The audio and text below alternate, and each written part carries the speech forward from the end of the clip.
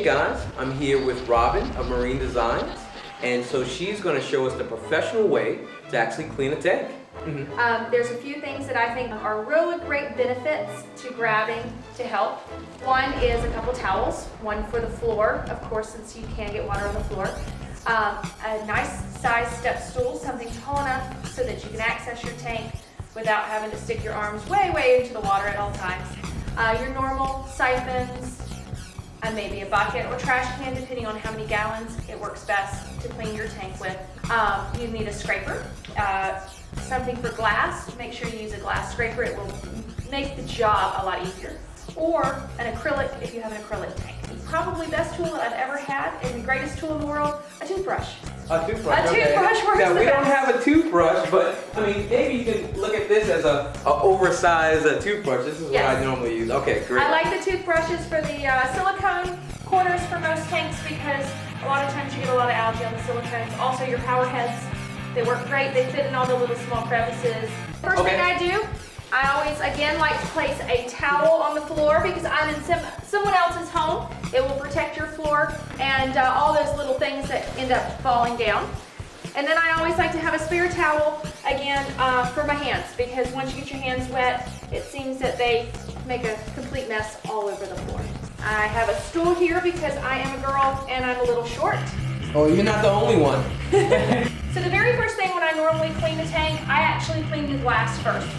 The main reason behind this is because you're releasing a huge amount of algae spores in the water, and to do the water change, you want to pull out all those extra organics. So it allows me to make all of those organics free-floating in order for me to get the majority of them out.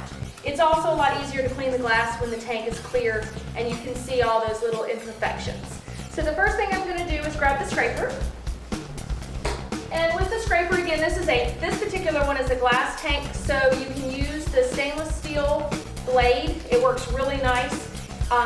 You will have to probably replace this occasionally because they can get bent, the corners get bent. But most of the time, if you keep it nice and flat and you rinse it off, it won't, you'll get a lot more life out of it. So the very first thing I do again is I just like to clean the glass. If you kind of use a 45-degree angle on the glass and you just take the scraper up and down throughout the entire glass, it should become nice and clean. When you use the mag float again, you just want to make sure that you stay away from that bottom area in order to make sure that the sand does not get in it.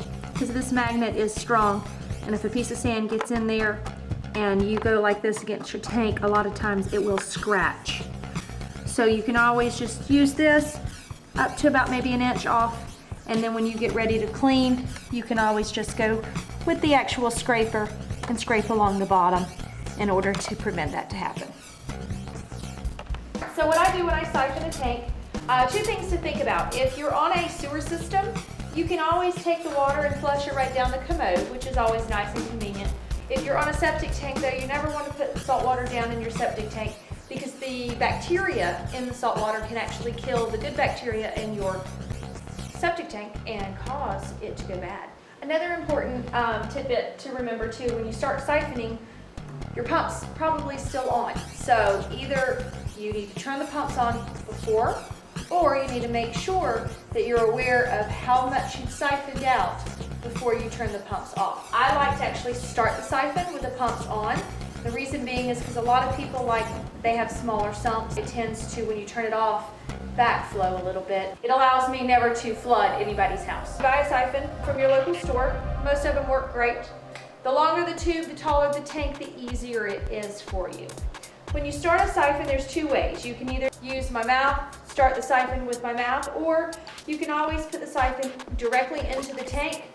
You can fill the siphon up with water, pinch the hose, put the siphon back in the water, and normally will start from using gravity.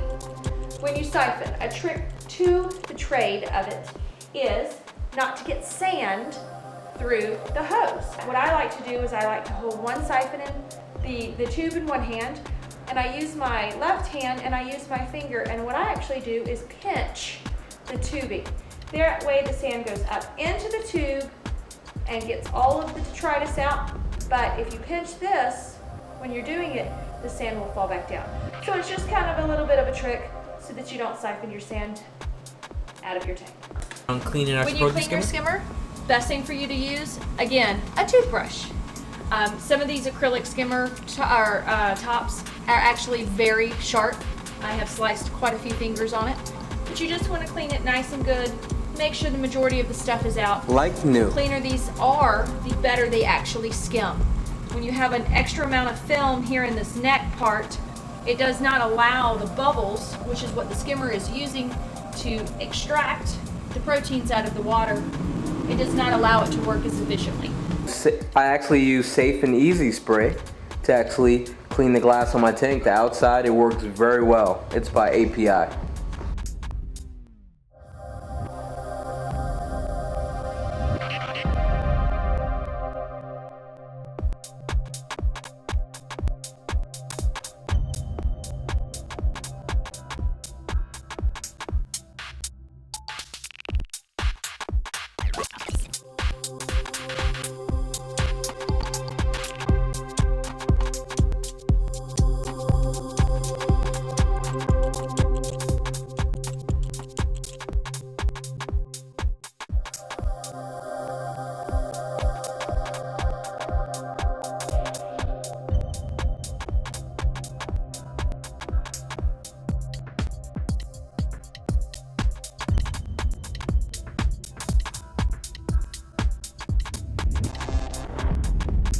Remember to hit that like button below. Also hit that subscribe button. This is Thomas with Thomas Vision Reef, and keep enjoying the ultimate hobby.